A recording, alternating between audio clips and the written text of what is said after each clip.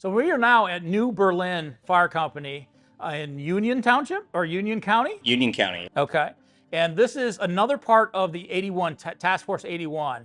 They have a trailer that you guys are going to see as we talk. But what we wanted to do now is actually sit down and talk to the guys that are functioning in the capacity of these task force. They have very specific roles and they are the experts. So I wanted to make sure that I'm getting, a conversation specifically with these guys without walking around, without any distractions. So let's start from left to right and just introduce yourself. I'm Corey Wenrick. I've been with the department since 2015. My name's Cale Geiswhite, and I've been a firefighter here in New Berlin since 2016. Tyler Jordan, and I've been with the department since 2018. So fairly new, but we appreciate everything that you guys are doing. So the task force, we were just over at Old Lycoming and talked to Chief Hope. He, kind of walked us through some of the equipment that they have. It's different than the equipment that you have here. And your program's just a little bit different, even though that you're part of the task force. Is that correct? Yes. All right. Can you explain to me how the whole thing came about? So at the beginning of COVID, with being off of work, flying drones sort of came around as a hobby first. And as I progressed through using them for a hobby, I started thinking about, well, this could be beneficial for our fire department. And I started doing a little bit of research and realized that there at that time were other departments that were starting to use this technology throughout the United States. And I started doing a little bit more research and trying to figure out what went into that and what was involved with that. And realized that, I thought it would be a good idea for me to go and get my 107 license, commercially operate drones. And we sort of went from there. I realized that funding was going to be something for us as a small department. And so we reached out to the National Drone Donation Program. And that's originally how I made contact with Paul Vavra from Du Bois Town. And they were actually upgrading some of their drones, and they donated one to us. And that was kind of the catalyst that spurred our drone program to get it off the ground, so to speak. Yeah, that's pretty cool to hear that some of the other programs that have been maybe up and running are now donating to the ones that are, trying to get up and running. Yes. Finance is always difficult, whether you're a paid department or your volunteer department. And so having a drone donation program is huge to get the things up and running. Obviously, it's usually the older stuff, the stuff that's going to be outdated pretty quickly, but at least gives you that foundation to start from. Right. So once you got that, where did you go? What did you end up doing? So we actually used that on one or two calls, and things kind of progressed rather rapidly after that. So when it came to trying to find funding to grow the program, I'm pretty aggressive with that. And we reached out to a lot of local businesses and organizations, and kind of explained to them what it was that we were doing, that nobody else in this area had that capability, and explained to them, what it brings to the table as far as public safety goes in our local area. And, we explained to them that the department that donated us our first drone is their closest local asset for that. And it's going to take them over an hour to get here. So we were lucky and got some donations from some of those organizations, such as Cargill and Walmart. And that allowed us to start purchasing some equipment, some supplementary equipment to help support the drone unit itself. And then at that time, our department made the decision that this was a good thing, and they gave me the approval to actually start trying to look into forming a special unit to do this. And at that time, a lot of other members in the department expressed interest in wanting to be a part of that, which is extremely helpful. We just kind of went from there. So yeah. I mean, the fact that you guys have multiple people doing it, you're Part 107, as you mentioned before. Are all of your providers Part 107? So as far as the task force goes, every department in the task force does have a 107 pilot, but we also operate under what they call a COA, which is a waiver that allows a public safety agency to operate drone aircraft without having to go through the process of getting that 107 license for emergency purposes. So that was one of the first things that we did when we started the program here. And it's a lengthy process. It requires a lot of legal documentation from the borough, from the department, some insurance paperwork from us, and all of that has to be submitted to the FAA to give us approval to have that waiver so the rest of our members could operate those drones as well. So it took us about 6 to 7 months to get our initial waiver. So at that time, I was the only person who was able to operate the aircraft, which can be limiting based on work schedules and things like that. But we were lucky enough to be able to get that. And then, now all 6 of our members, after they do training with us here in-house, and some regular trainings that are required, are able to operate those drones as well. That's pretty cool. So you have a wide range of people. Do you mind if I talk to some of the other guys you got here? No, and absolutely not. Ask them No, how they're they part of got, the team, so. Yeah, how they got involved and what it took for them to want to do a drone program. So I joined the drone program to help out with the department because we don't have very many members, and the more members we have that have a wide range of abilities, it'll help us grow and get more members in, because then we can train those members as well. Okay. So as you coming in, did you have any ability? Obviously, he came in, he had a little bit of stuff coming into it. Did you have any technology? Have you flown drones before? So I mean, I know how to like work a phone, controller, RC cars and stuff, but I'd never flown a drone before, so I was fresh to the program. But doing in-house trainings with Kale and the other members, it's teaching me how to fly the drones and how to maneuver them in a safe manner around other people as well. Right. And you're doing it in an emergent situation. You're looking for, people that are gotten lost, or you're looking for a bad guy running from the cops. So having that, skill set on a spot is very important to have. Yep. So, and you, sir, how did you get involved? Well, like I said, I've been with the department since 2015. I was a firefighter when I first started here. Got my EMT again, so being that I'm an emergency medical technician, we thought it was a good idea to have some EMTs on the task force as well, because if we're searching for someone who's possibly injured, we have medical help right away. We're not waiting for medical crews to get in to be able to come in and start rendering care to an injured person that we find. So that was my basis of it. I like adventure. So it's a new adventure, and it's an ongoing adventure. Yeah, constantly learning day after day. Yeah. But yeah, I mean, we do our trainings here. For me, I primarily help with getting things set up, getting the pilot, helping him get things ready to hit the air, to get it up in the air as quick as possible, and then tear down. While he's possibly doing something else, I work at getting things tore down, put away, work as a visual observer, keeping a line of sight on the drone, so that we know where it's at all times, because you may not always see something else that's coming into the picture, or if you're flying more than one drone. Right. You want to make sure you don't collide 2 drones in midair. That'd be a bad day. That'd be a very bad day. So now you mentioned earlier that you have different capabilities that you wanted the public to understand.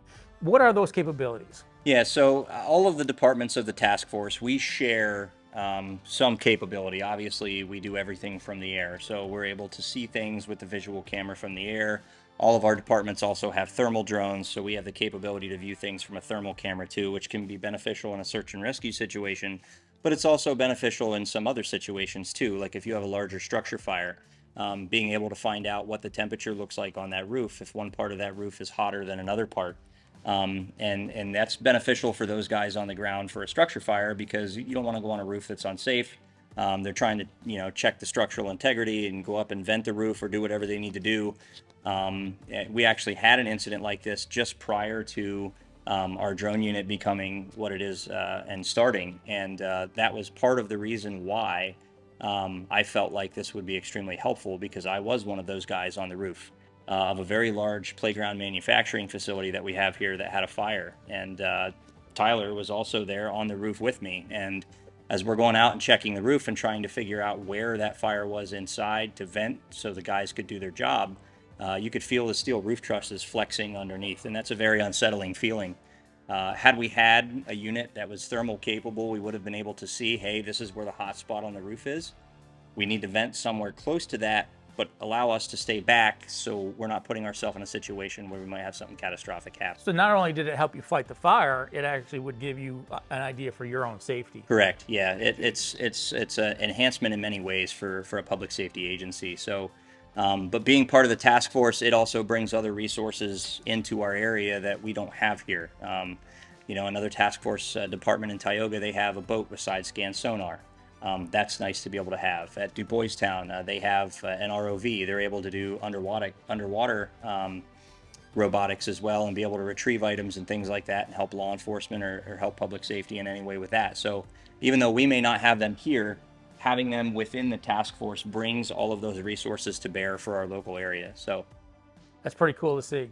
So can you tell me what's going on in your trailer? How is it all set up? What kind of equipment do you actually have in it, and those kind of things? The details, that's what I'm really looking for. Sure. So we actually just purchased our trailer about a year ago. We had about 3-4 months work into converting it into what we now call our Special Unit 4. Inside of that trailer, it's pretty much a self-contained unit, so it can operate in any environment at any time, and it's fully self-sustainable. So we have a generator in there that provides us with all of our power that we need to charge up all of our batteries, charge up our equipment. We have a fold-out TV screen that folds out from the sidewall. So the trailer can actually be used as a mobile incident command station as well if it needs to. There's a desk inside that flips down that we can put our laptop on. We can do our mapping for search and rescue in there. Our folding table to hold all of our equipment. We have a 12 by 12 canopy, so the entire trailer unit and all of our equipment can go underneath the canopy. So if we're out in the sun for a prolonged period or in the rain, we have 2 drones that we operate out of there. One is a larger DJI M200 that's IP rated with a thermal camera capability. What's IP rated? So it basically means that we can operate it in foul weather. So if it's raining or snowing, we don't have to worry about any intrusion of that into the electronics that's going to make our drone inoperable or become unsafe and fall out of the sky. That would make sense. A lot of times you're going to get the rescues that are in the foul weather. Correct. That you're going to have to put out there. Yeah, we actually had one this year. We had a lost hunter. He had some medical issues and did not have his supplies with him. And we knew about where he was, but he got turned around. And of course, it had to be pouring down raining that day. So we actually flew from the bottom of the mountain to the top of the mountain in a pouring down rainstorm. And we were able to assist in locating him and getting him back to first responders so they could get him off the mountain. So it was a good success story for us. Yeah, that's what this is all about. I noticed that it's a trailer versus its own ambulance. We went to Lancaster County, and they had a drone program, but they created an ambulance that kind of has the same thing. And we've had some, big incident command trucks that have some of that kind of stuff. What was the decision to go with a trailer versus, doing something a little bit bigger? So at the time, obviously, it all comes back to funding. Our department was working on trying to put together a new pumper tanker at the time. So we decided that if we went with a trailer, it's a little bit more universal. At the time, we did not have a vehicle here at the department to pull the trailer, but all of the members of our crew here at New Berlin had a truck with emergency blue lighting that was capable of pulling the unit. So no matter who was available at any time, the unit could always get out the door and be able to respond to a call, and anybody was able to tow it with their vehicle. So as time progressed, we were able to purchase a 2012 Ford F-150 that's now outfitted as Utility 4 that we use specifically to tow that trailer with. But the reason we went with the smaller trailer is because of some of those austere environments that we may find ourselves in. Having a very large trailer or a very large or tall vehicle may not be good for us to be able to maneuver and get around to where we need to be. So with being able to have that trailer be small, keep all of our equipment inside, have it fit underneath the canopy, it protects our guys and allows us to get where we need to go. So you mentioned about funding and how to raise funding. Obviously, volunteer fire departments across America are always struggling for volunteers and funding. So having a specialized program like this, I'm sure was not an easy task to kind of get past your board and your members. How did you go about finding the funding and kind of talk me through that? So a lot of what we did is reaching out to larger businesses and corporations in the area, as well as smaller local businesses as well, that could eventually benefit from the service that we have. We reached out to Walmart through their community grant program, and we were lucky enough to receive a grant through their community grant program. And it wasn't a month after that, we responded to Walmart to assist our state police with an emergency incident that they had there. So I think they kind of got the message after that. But we also looked internally as to what we could do as a department to raise some of the funding that we needed. And it was around that same time we actually started doing some online raffles, like a lot of other departments are doing. Myself and one of our lieutenants here at the department, we run the online raffle program.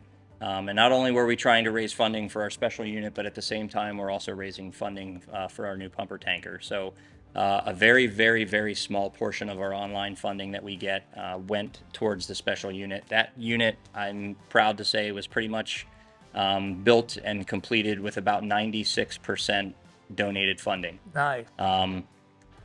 The need never stops for funding. We always have a need for funding, especially with the projects that we're trying to do and updates in technology and keeping the equipment and things like that maintained. So yeah, it's a challenge. If I'm not from this area, but maybe I have a couple extra bucks at the end of the year and we always got to donate that, how would I get a hold of you to donate? So Either the task force or even New Berlin. yeah, you can reach out to our department directly. You can call the phone number that's listed for us on Google. You can also check out our Square page, New Berlin Fire Company Square. We have a donate button there that allows people to donate to our department, that can donate to our program, and then you can get on there and kind of check out some of the fundraisers that we currently have going on. Or if you are from the local area, come out and support one of our events that we have, because all of that funding goes directly to purchase new equipment to better serve our public and serve the public of the task force. You know, it's not just us here in Union County anymore. That unit supports 4 or 5 county region, and I think that's a huge asset to have. So yeah, I mean, that would be great. Awesome.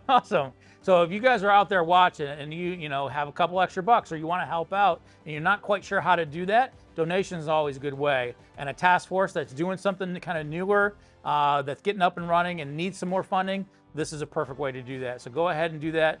If you don't know how to do it, or you kind of get a hold of me, go to watchheroesnextdoor@gmail.com. Ask me the questions. I'll get back to the guys and let them know, someone's looking to donate or, help out what they can. And it doesn't have to be money. It's not just about money. It's also about services. So if you're in the area and you want to help out, come down to the fire station, let them know that you're willing. You don't have to have any education beforehand, I assume. No. You're going to teach them when you get here. Just like when we go to the different fire departments, you don't need fire 1, fire 2. You can just show up, tell them you're willing to give your time, and they'll take it from there.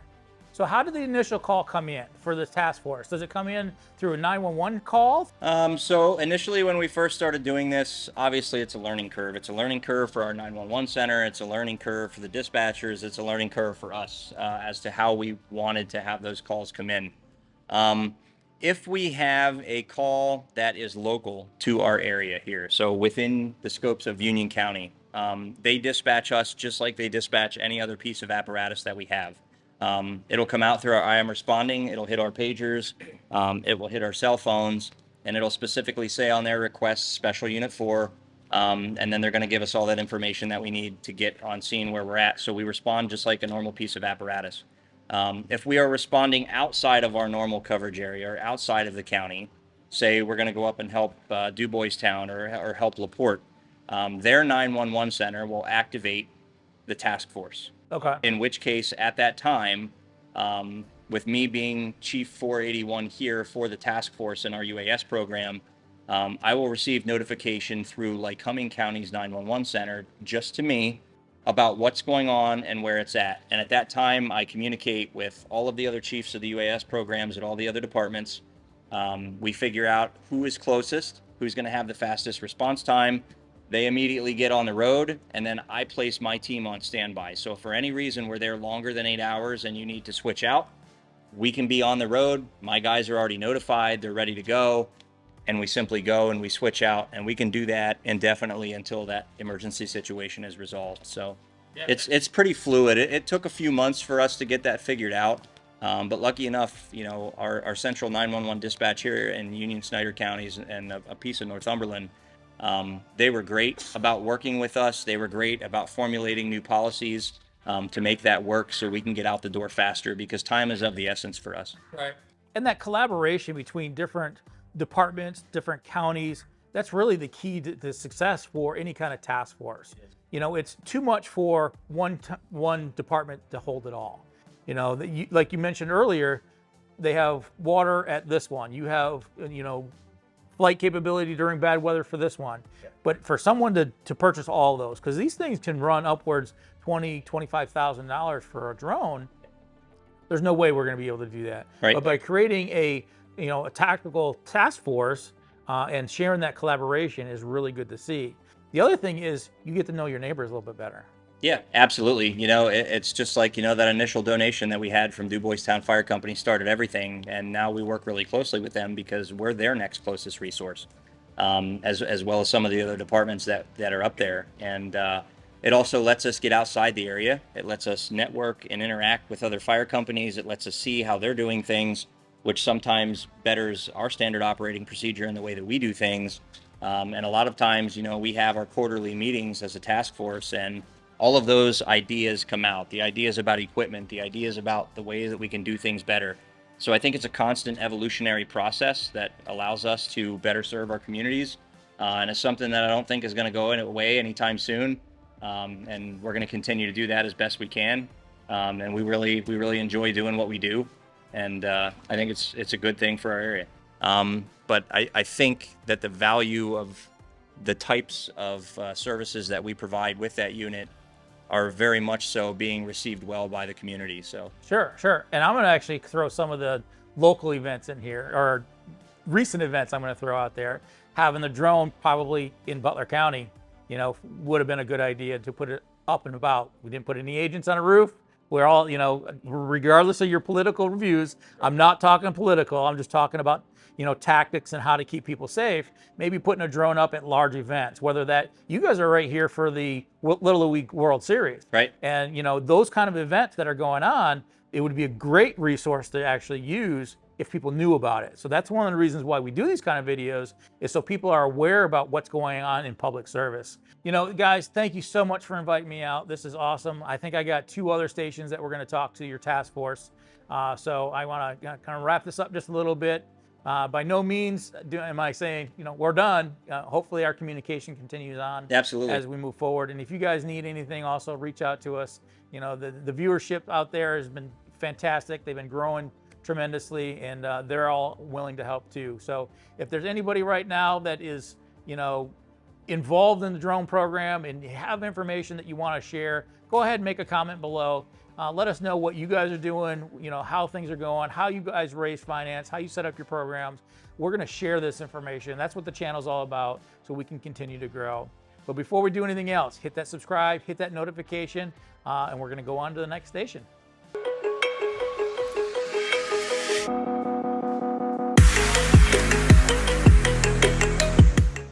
Okay, prepare to go hot props, visual observer, clear airspace. Airspace clear. Only object you have is tree to your southeast. Copy. Hot props! Okay, prepare for flight.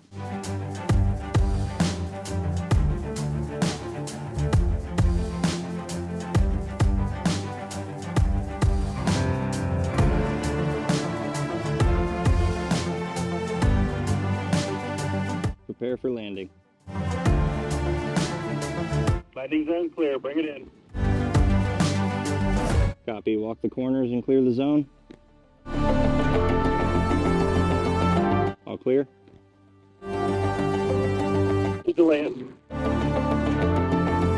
Prop shut down.